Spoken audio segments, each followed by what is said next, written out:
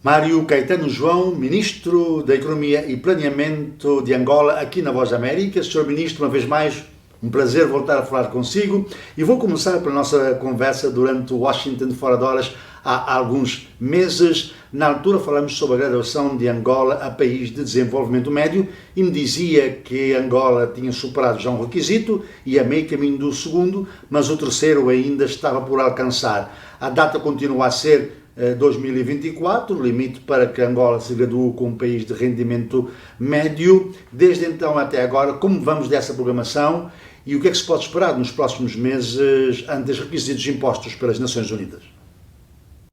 Muito obrigado. É sempre um prazer falar para a Voz da América e principalmente podemos partilhar de todas as formas aquilo que são os principais desempenhos que existem com o país, não é? De facto, nós estamos a trabalhar com o sistema das Nações Unidas já desde 2012, quando conseguimos ter um dos 3 critérios com um índice 3 vezes superior ao mínimo necessário. Isso fazia com que nós pudéssemos graduar só a partir de um único índice.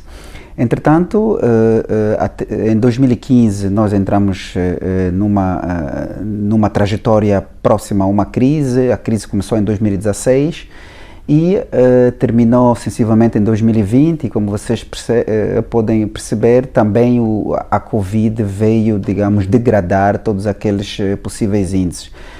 O que temos hoje é que, de acordo com os últimos dados das Nações Unidas, estamos a trabalhar com o sistema das Nações Unidas para podermos apurar bem em que ponto de situação se encontram os três critérios, e nós, até no único critério que nós podíamos graduar, tendo pelo menos o dobro do índice, que é o índice de rendimento nacional bruto per capita, não é? Em que o mínimo exigível é $1.200 per capita, e o dobro seria 2.400. E nós, com os dados de 2021,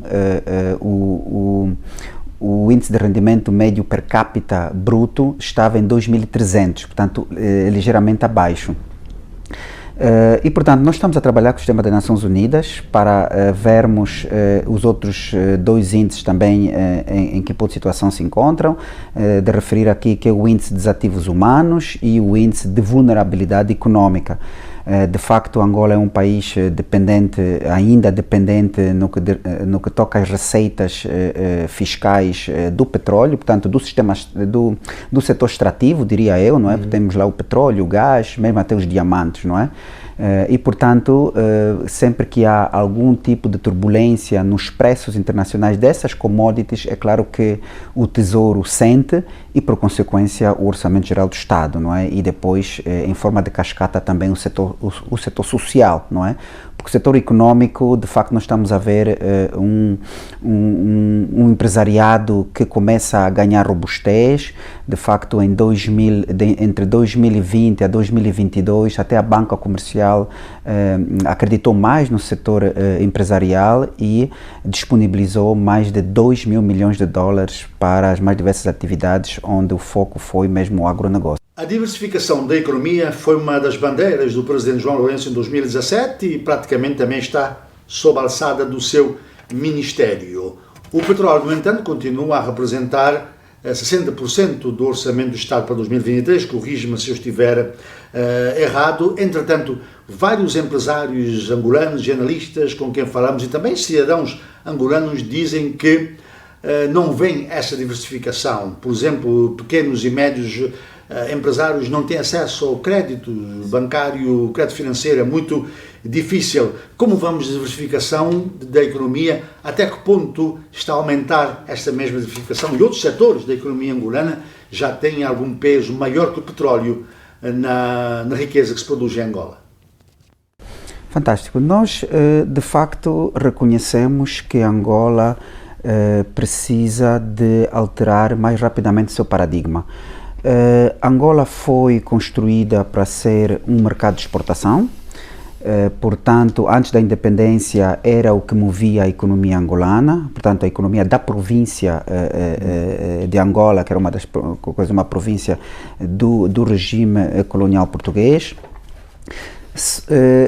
Infelizmente, a partir da independência, com a guerra civil, Angola começou-se a tornar um país dependente das importações e chegou até o ponto de 95% dos bens e serviços consumidos na nossa economia vinham do exterior. É claro que o presidente João Lourenço, inconformado com este paradigma, começou rapidamente a alterar este paradigma para podermos voltar àquilo que era a dinâmica da nossa economia antes da independência, que era uma economia virada para a produção nacional e cujos excedentes eram exportados. É claro que alterar um paradigma de mais de 40 anos é de facto difícil. Há muitas gerações que cresceram neste paradigma e há um conjunto de questões que precisam ser amadurecidas. E é aí onde é que o Ministério da Economia e Planeamento entra. Nós reconhecemos que estamos a alterar do paradigma de sermos uma operação logística de importação e distribuição, não é? Onde não precisamos de ter as cadeias de valor e onde os segmentos das cadeias de valor não são usados porque simplesmente os produtos que vêm do exterior e com a importação de inflação, né, várias vezes, eram simplesmente distribuídos. Agora, nós estamos primeiro a disponibilizar recursos financeiros junto do Banco de Desenvolvimento de Angola, que tem sido o banco que mais tem estado a dar créditos à nossa economia. Mas em termos de projetos, portanto, muito mais projetos a serem financiados, mas não são, os projetos são de dimensão média-baixa, não é? A banca comercial é que de facto tem estado a financiar com recursos bem mais substanciais. E a verdade é que entre 2020 a 2022, os recursos postos à disposição do empresariado foram de 2 mil milhões de dólares. Para ser mais expedito, portanto, nós temos 3 problemas para resolver. Não basta a banca comercial querer dar crédito, porque a banca comercial ela precisa de um empresariado também experiente, empresariado que também já navega pelo sistema financeiro e que a banca comercial pode acompanhar o historial de crédito e o comportamento dentro do sistema financeiro. Portanto, precisamos de um empresariado maduro, precisamos de um ambiente de negócios, portanto, isso do lado do Estado, um ambiente de negócios propício para que assim que a banca financiar o empresário ter acesso ao mercado e conseguir vender a sua mercadoria e não ter dificuldades de acesso a outros mercados. E depois precisamos também que a banca seja mais capacitada para que possa melhor identificar o risco dos mais diversos projetos agrícolas. Como vocês sabem, os projetos agrícolas apresentam um determinado grau de risco que faz com que nem todos os atores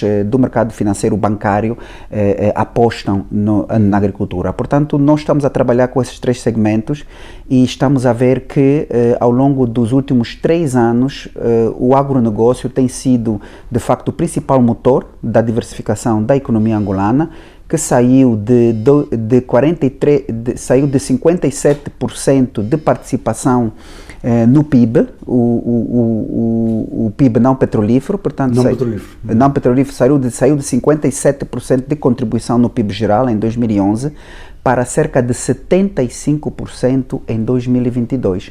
Portanto, hoje o setor petrolífero responde apenas com 25% do PIB. Mas, no entanto, temos aqui o outro lado da história, que é a dependência sobre as receitas. As receitas continuam a ser em cerca de 66% dependentes do setor petrolífero e 95% das exportações. Portanto, são as nossas metas para alterarmos esse paradigma. Faremos de programas conhecidos que estão sob a alçada do seu Ministério. Plana Grão, Plana Pecuária, Plana Pescas, que pretende dar corpo a esta diversificação da economia e acontecem depois já praticamente do fim do Programa de Desenvolvimento Nacional. Que números pode apresentar que resultados tem obtido com esses programas e o que é que se pode esperar até nos próximos tempos, até o fim desses programas, com impacto no dia-a-dia dos angolanos? Bom, isto significa que eles terão a oportunidade de poder ter recursos bem mais substanciais para grandes investimentos nestas áreas. Estes planos resultam de uma experiência que nós vamos vivendo desde 2020. Portanto, nós em 2020 colocamos à disposição do empresariado aquilo que foram as medidas do alívio econômico, portanto, medidas do Covid para o empresariado com recursos financeiros, e fomos monitorando. Vimos que o processo andou bem e decidimos criar um outro produto financeiro com recursos um bocadinho mais substanciais do que as medidas do alívio econômico, que é o projeto de apoio ao crédito, onde o empresariado conseguia aí buscar entre 100 mil a 200 mil dólares para os seus negócios. E fomos apostar naqueles que já estavam no negócio, portanto, nada de startups. Portanto, nós fomos vendo que muitos decidiram ir investindo com recursos próprios na agricultura, e então nós decidimos apoiar, portanto, fazer um scale-up.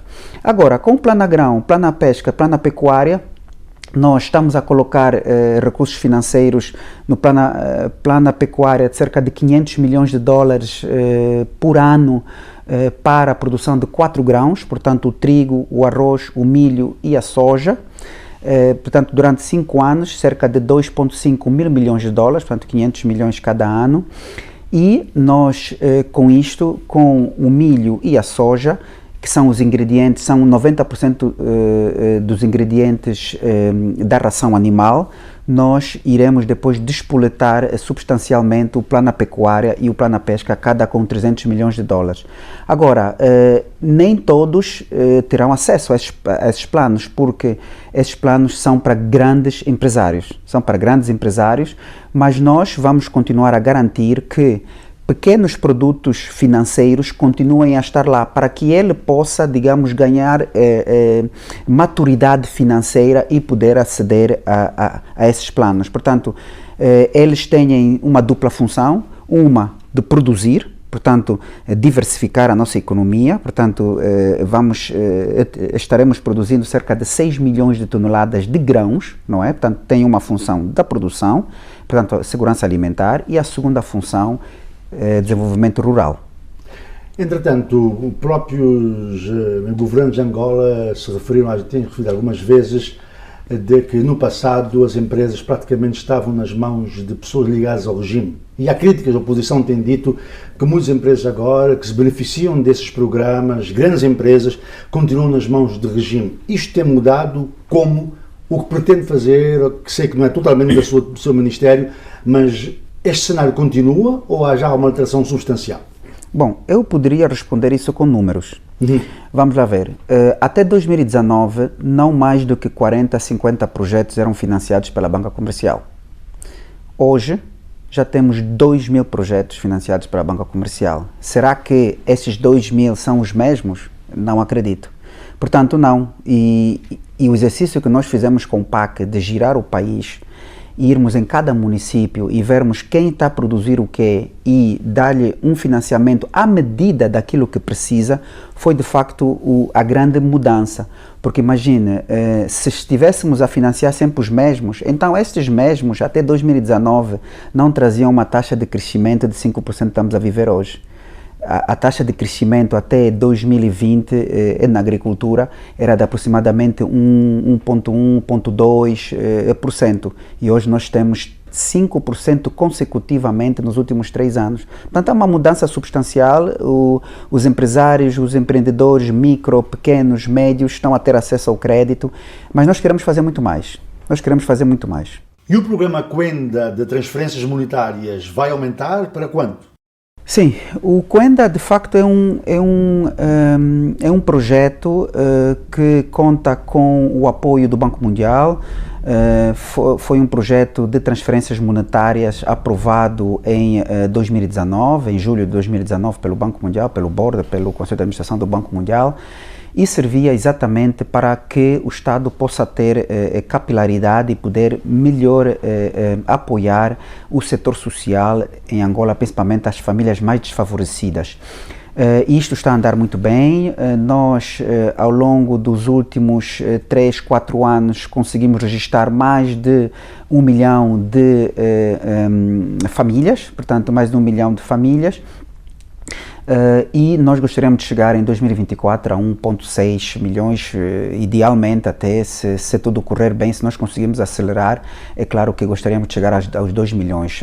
O relatório da campanha agrícola diz que existem cerca de 3 milhões de famílias, então nós não gostaríamos de deixar nenhuma família de lado, e quanto mais cedo todas conseguirem receber este apoio do Estado, melhor.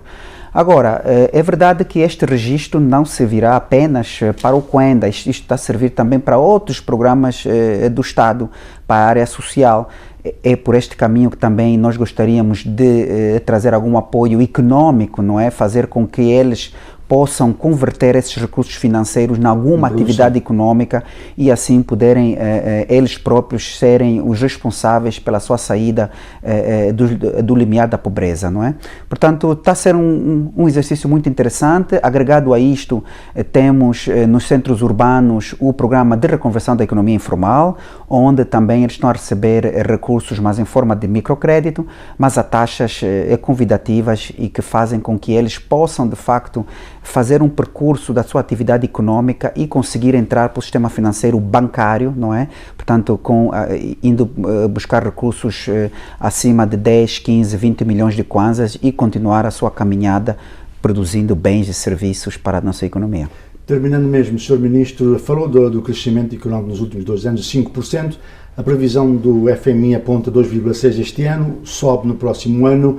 Como eventualmente criar uma almofada para que não se sinta tanto nos angolanos essa queda? Também falavas da redução do consumo das famílias de 4% para 2,6%.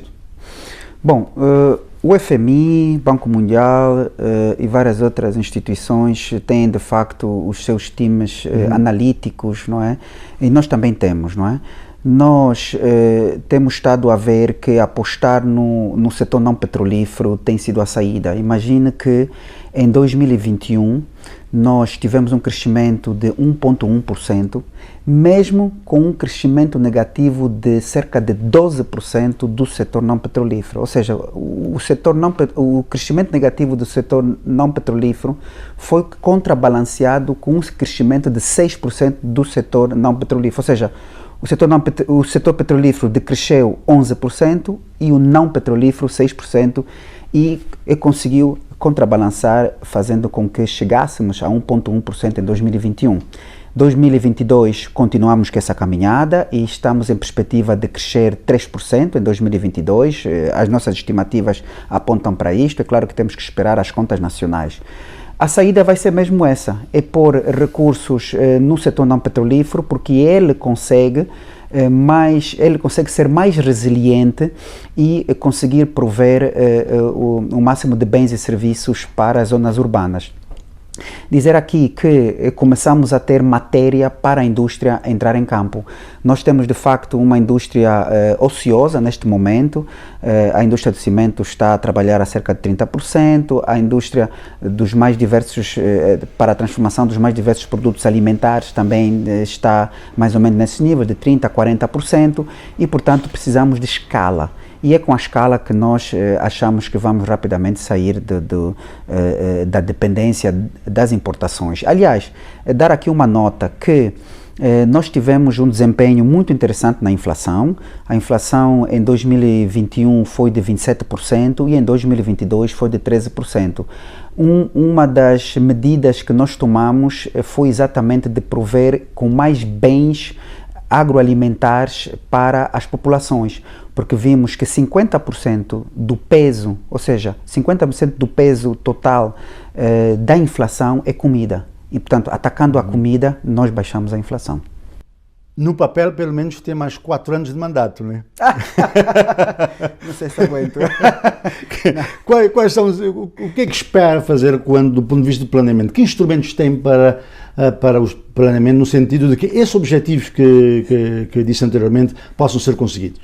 De facto, este ano, 2023, é um ano fundamental no que toca o planeamento em Angola.